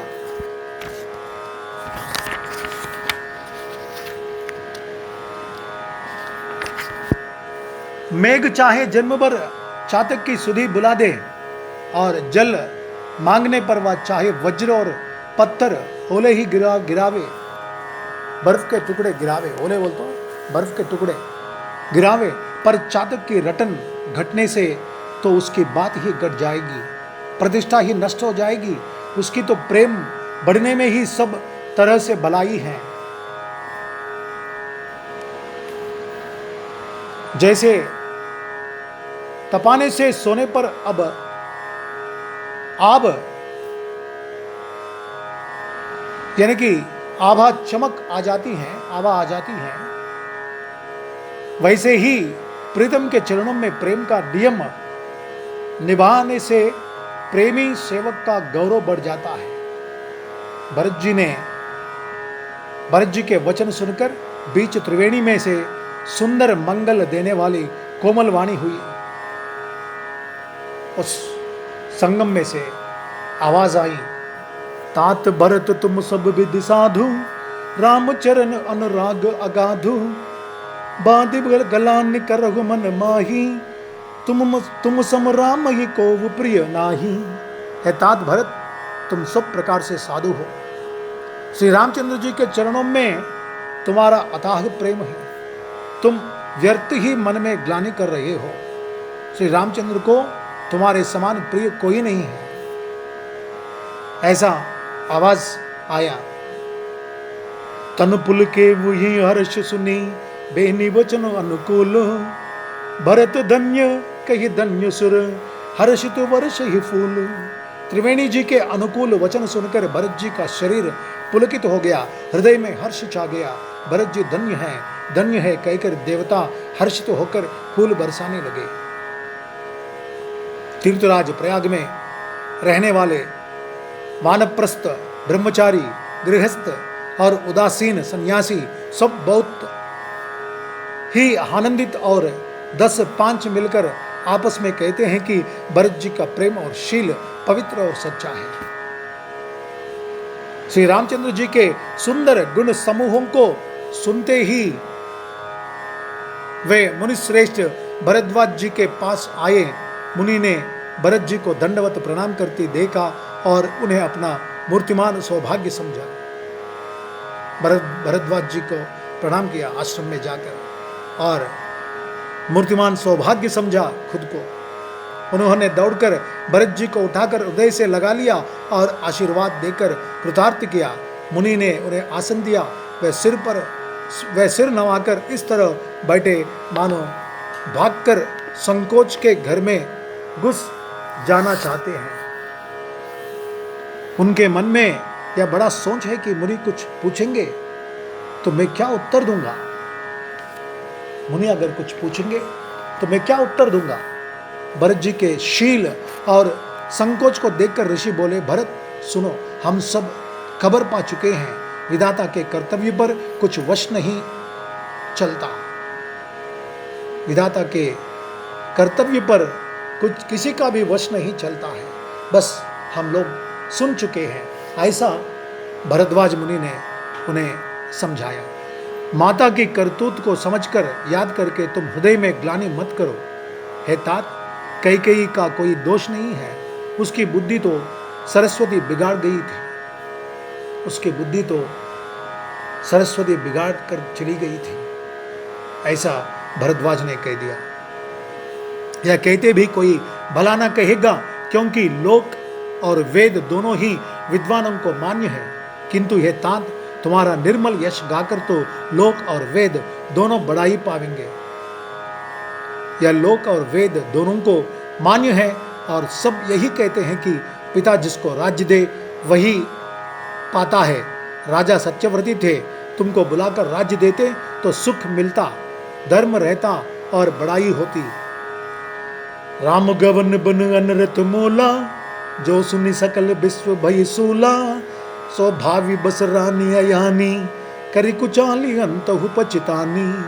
सारे अनर्थ की जड़ तो श्री रामचंद्र जी का वनगमन है, जिसे सुनकर समस्त संसार को पीड़ा हुई। वह श्री राम का वनगमन भी भावी वश हुआ, भविष्य के लिए हुआ।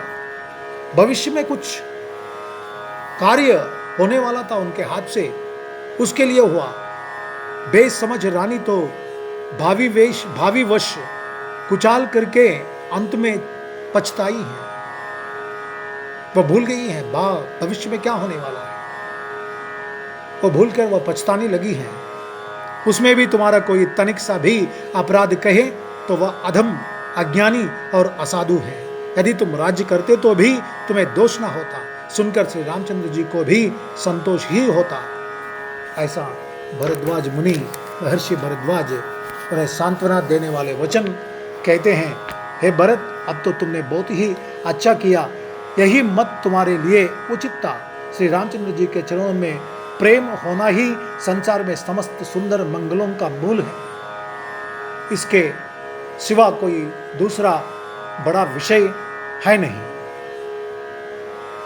सो वह श्री रामचंद्र जी के चरणों का प्रेम तो तुम्हारा धन, जीवन और प्राणी है। तुम्हारे समान बड़भागी कौन है? हे तात, तुम्हारे लिए यह आश्चर्य की बात नहीं है, क्योंकि तुम दशरथ जी के पुत्र और श्री रामचंद्र जी के प्यारे भाई हो। हे भरत सुनो, श्री रामचंद्र जी के मन में तुम्हारे समान प्रेम पात्र दूसरा कोई नहीं है। लक्ष्मण जी, श्री राम जी और सीता जी तीनों को सारी रात उस दिन अत्यंत प्रेम के साथ तुम्हारी सराहना करते ही बीती।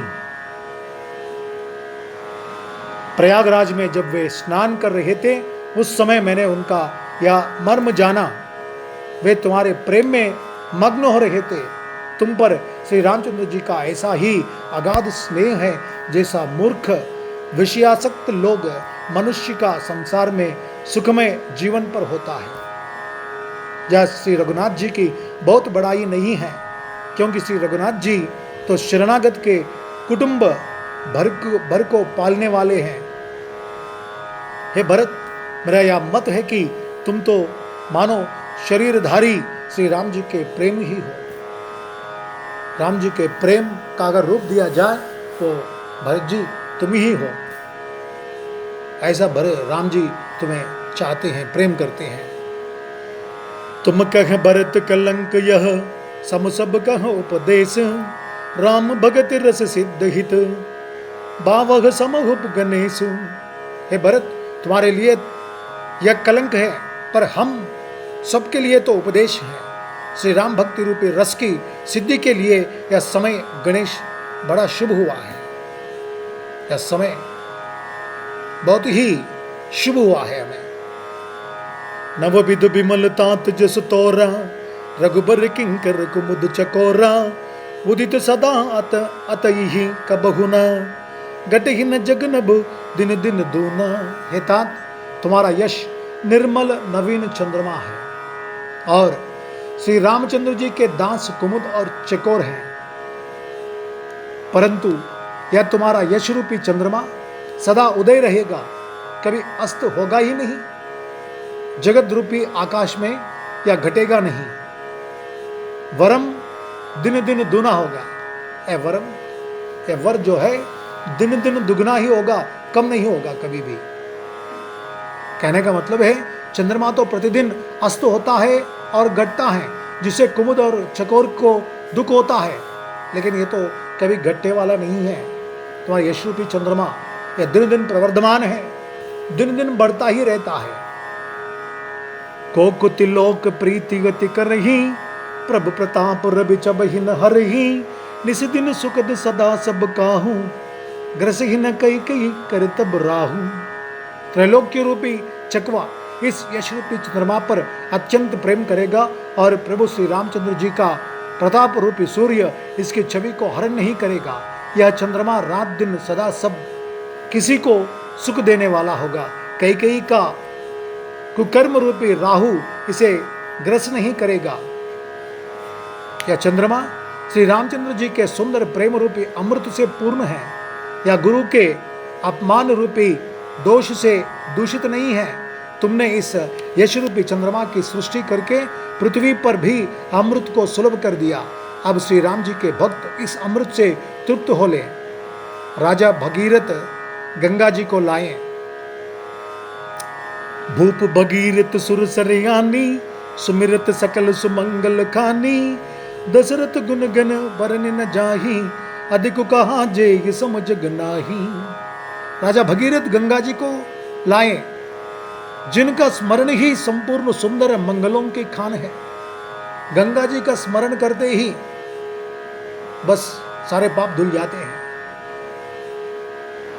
गंगा यमुना सरस्वती नर्मदा सिंधु कावेरी जलेस्मिन् सन्निधौ कुरु कुरु स्वाहा कह के स्नान करने मात्र से सप्त महानदियों में स्नान करने का फल मिल जाता है। गंगा और गंगा जी का नाम लेने से ही पाप सब परिहार हो जाते हैं। मंगलों की खान है यह। दशरथ जी के गुण समूहों का तो वर्णन ही नहीं किया जा सकता है। अधिक क्या, जिनकी बराबरी का जगत में कोई नहीं है। जिनके प्रेम और संकोच के वश में होकर स्वयं सच्चिदानंद घन भगवान श्री राम आकर प्रकट हुए। जिन्हें श्री महादेव जी अपने हृदय के नेत्रों से कभी अधाकर नहीं देख पाए, अर्थात जिनका स्वरूप हृदय में देखते देखते शिव जी कभी तृप्त नहीं हुए, नहीं आघाए थे, आघाकर नहीं देखे थे। तृप्ति कभी भी अपने हृदय के नेत्रों से देखने पर भी तृप्ति नहीं पाए शिव जी भी। ऐसे सच्चिदानंद स्वरूप श्री राम जी, परंतु उनसे भी बढ़कर तुमने कीर्ति रूप अनुपम चंद्रमा को उत्पन्न किया, जिसमें श्री राम प्रेम ही हिरण के रूप में बसता है। हे तात, तुम व्यर्थ ही हृदय में ग्लानि कर रहे हो। पारस पाकर भी तुम दरिद्रता से डर रहे हो। तुमने पारस पा लिया है और पारस पाकर भी दरिद्रता से डरना ये जरूरी नहीं है। हे भरत सुनो, हम झूठ नहीं कहते, हम उदासीन हैं, तपस्वी हैं और वन में रहते हैं। सब साधनों का उत्तम फल हमें लक्ष्मण जी, श्री राम जी और सीता जी का दर्शन प्राप्त हुआ। उस महान फल का परम फल या तुम्हारा दर्शन है। प्रयागराज समेत हमारा बड़ा भाग्य है। हे भरत, तुम धन्य हो, तुमने अपने यश से जगत को जीत लिया है। ऐसा कहकर मुनि प्रेम में मग्न हो गए।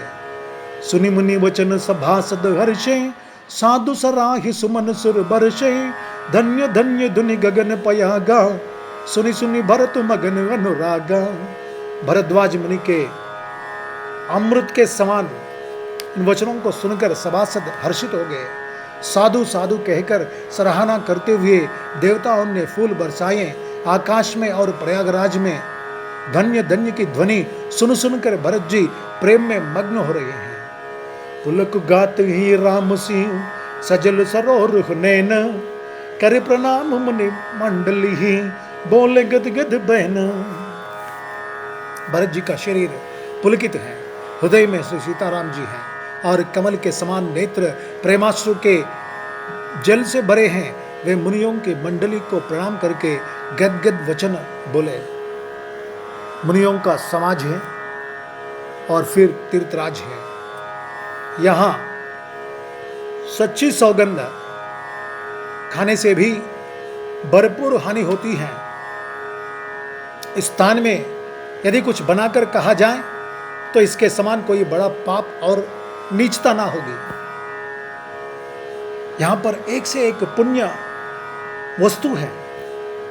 यहाँ पर मैं किसका सौगंध ले सकता हूँ, या मैं कुछ बात कहकर और सौगंध भी लूं तो ठीक नहीं रहेगा और पाप कहलाएगा वो। मैं सच्चे भाव से कहता हूं, आप सर्वविदित है, सर्वज्ञ हैं और श्री रघुनाथ जी हृदय के भीतर की जानने वाले हैं। मुझे माता कैकेयी की करनी का कुछ भी सोच नहीं है और न मेरे मन में इसी बात का दुख है कि जगत मुझे नीच समझेगा, न यही डर है कि मेरा परलोक बिगड़ जाएगा, और न पिताजी के मरने का ही मुझे शोक है, क्योंकि उनका सुंदर पुण्य और सुयश विश्व भर में सुशोभित है। उन्होंने श्री राम लक्ष्मण सरीखे पुत्र पाए हैं। फिर जिन्होंने श्री रामचंद्र जी के विरह में अपने क्षण भंगुर शरीर को त्याग दिया, ऐसे राजा के लिए सोच करने का कौन प्रसंग है। सोच इसी बात का है कि श्री राम जी, लक्ष्मण जी और सीता जी पैरों में बिना जूती के मुनियों का वेश बनाए वन वन में फिरते हैं। वे वल्कल वस्त्र पहनते हैं, फलों का भोजन करते हैं, पृथ्वी पर कुश और पत्ते बिछाकर सोते हैं और वृक्षों के नीचे निवास करके नित्य सर्दी, गर्मी, वर्षा और हवा सहते हैं। इसी दुख की जलन से निरंतर मेरी छाती जलती रहती है। मुझे न दिन में भूख लगती है, न रात को नींद आती है। मैंने मन ही मन समस्त विश्व को खोज डाला, पर इस क्रोध की औषध कहीं नहीं है। माता का कुमत बुरा विचार पापों का मूल बड़े ही है। उसने हमारे हित का वसूला बनाया, उससे कलह रूपी कुकाट का कुयंत्र बनाया और 14 वर्ष की अवधि रूपी कठिन कुमंत्र पढ़कर उस यंत्र को गाड़ दिया। माता का कुविचार बड़ा ही है।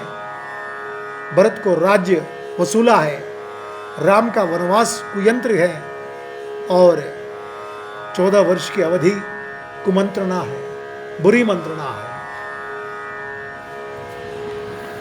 मोही लगी यह कुठाट ते ही टाटा, घाले से सब जगू बरख बाटा, मिटे ये कुजोग राम फिर आए, बस ये अवध नहीं आन उपाये।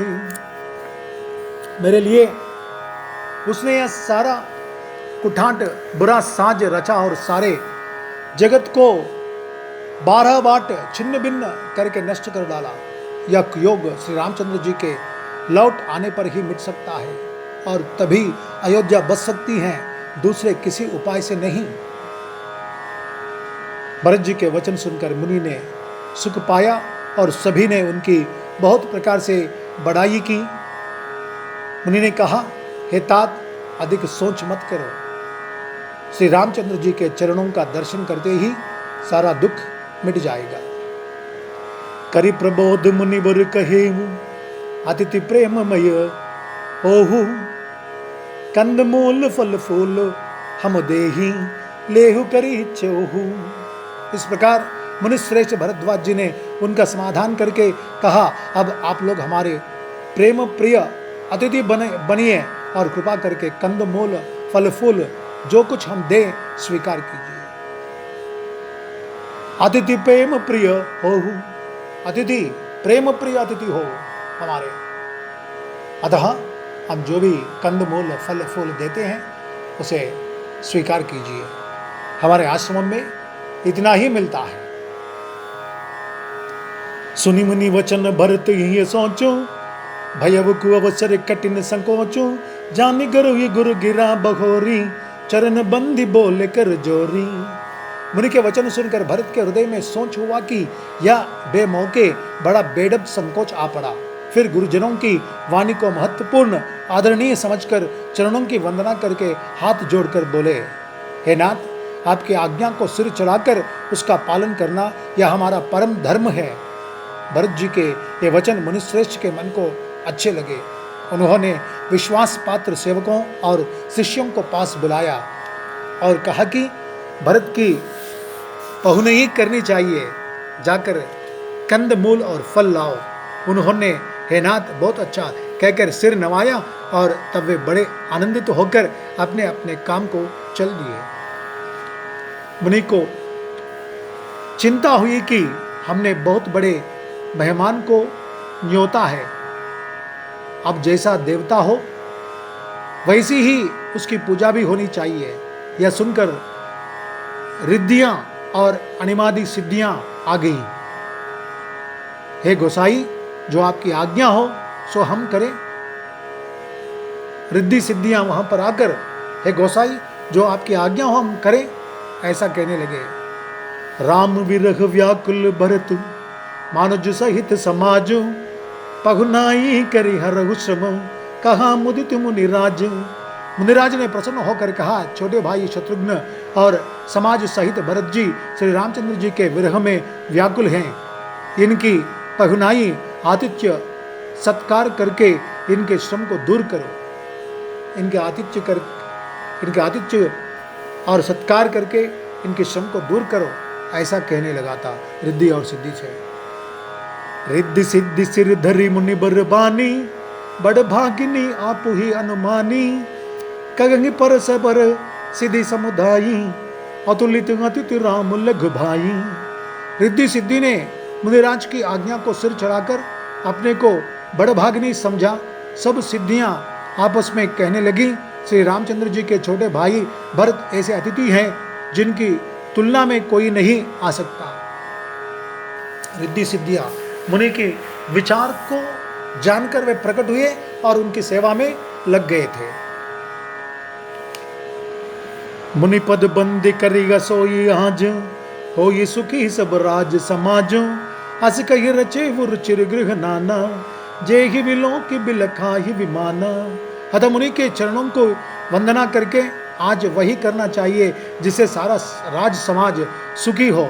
ऐसा कहकर उन्होंने बहुत से सुंदर घर बनाए जिन्हें देखकर विमान भी बिलकते हैं, लजा जाते हैं।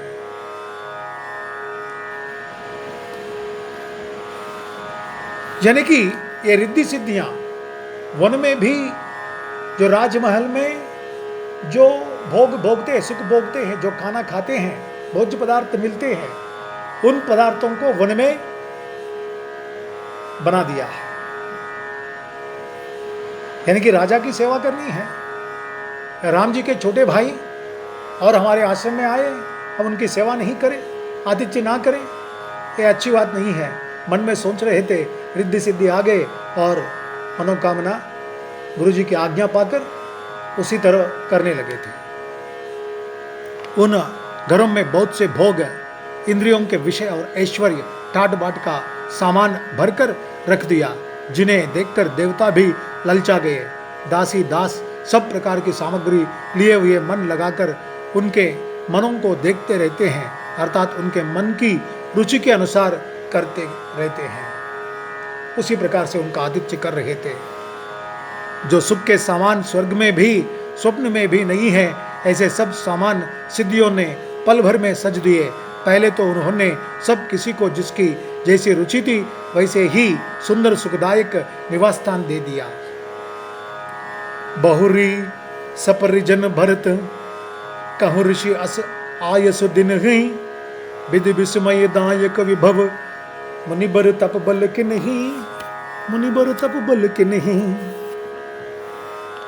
फिर और कुटुंब सहित भरत जी को दिए, क्योंकि ऋषि भरद्वाज जी ने ऐसी ही आज्ञा दे रखी और भरत जी चाहते थे कि उनके सब संगियों को आराम मिले, इसलिए उनके मन की बात जानकर मुनि ने पहले उन लोगों को स्थान देकर पीछे सपरिवार भरत जी को स्थान देने के लिए आज्ञा दी थी। मुनि श्रेष्ठ ने तपोबल से ब्रह्मा को भी चकित कर देने वाला वैभव रच दिया है। वहां पर जब भरत जी ने मुनि के प्रभाव को देखा तो उसके सामने उन्हें इंद्र, वरुण, यम, कुबेर आदि सभी लोकपालकों के लोक तुच्छ जान पड़े। सुख की सामग्री का वर्णन नहीं हो सकता, जिसे देखकर ज्ञानी लोग भी वैराग्य भूल जाते हैं, ज्ञानी लोग भी वैराग्य को भूल जाते हैं, सांसारिक बन जाते हैं, संसारी बन जाते हैं। ऐसा भोग लोलुप वस्तुएं वहां पर आ गए हैं। आसन, सेज, सुंदर वस्त्र, चंदोवे, वन, बगीचे, भांति भांति के पक्षी और पशु, सुगंधित फूल और अमृत के समान स्वादिष्ट फल, अनेकों प्रकार के निर्मल जलाशय, आसन पान सुचि अमियो अमी से देखी लोग सक चातु जमी से, तथा अमृत के भी अमृत शरीर के पवित्र खान पान के पदार्थ थे, जिन्हें देखकर सब लोग संयमी पुरुषों, विरक्त मुनियों की भांति सकुचा रहे हैं, आगे पीछे हो रहे थे। ये क्या हमारे लिए हैं इतने स्वादिष्ट भोजन? सभी के डेरों में मनोवांछित वस्तु देने वाले कामधेनु और कल्प वृक्ष हैं, जिन्हें देखकर इंद्र और इंद्राणी को भी अभिलाषा होती है, उनका भी मन ललचा जाता है। ऐसे वस्तुओं का वहां पर रख दिया है मुनि ने। बसंत ऋतु है, शीतल मंद सुगंध 3 प्रकार की हवा बह रही है। सभी को धर्म, अर्थ, काम और मोक्ष चारों पदार्थ सुलभ हैं। माला, चंदन, स्त्री आदि भोगों को देखकर सब लोग हर्ष और विषाद के वश हो रहे हैं। हर्ष तो भोग सामग्रियों को और मुनि के तप प्रभाव को देखकर होता है, और विषाद इस बात से होता है कि श्री राम के वियोग में नियम व्रत से रहने वाले हम लोग भोग विलास में क्यों आ फंसे, कहीं इनमें आसक्त होकर हमारा मन नियम व्रत को ना त्याग दे। ऐसा ये लोग दुविधा में पड़ गए। संपत्ति चकई भरत चक मुनि आय सुखेल वार, तेहिन से आश्रम पिंजरा राखे बनी सार। संपत्ति, भोग विलास की सामग्री चकवी है और भरत जी चकवा है, और मुनि की आज्ञा खेल है। जिसने उस रात को आश्रम रूपी पिंजरे में दोनों को बंद कर रखा, और ऐसे ही सवेरा हो गया। जैसे किसी बहेलिए के द्वार एक पिंजरे में रखे जाने पर चकवी चकवा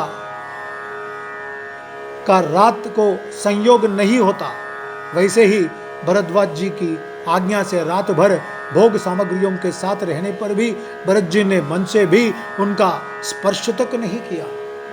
अपने निवास स्थान पर ये सभी साधन वस्तु, सभी सुख भोगने की वस्तु रहने के बावजूद भी जैसा व्रतधारी रहते हैं, उसी प्रकार से भरत जी एक भी वस्तु को स्पर्श नहीं किया। जो एक वन गमन करे,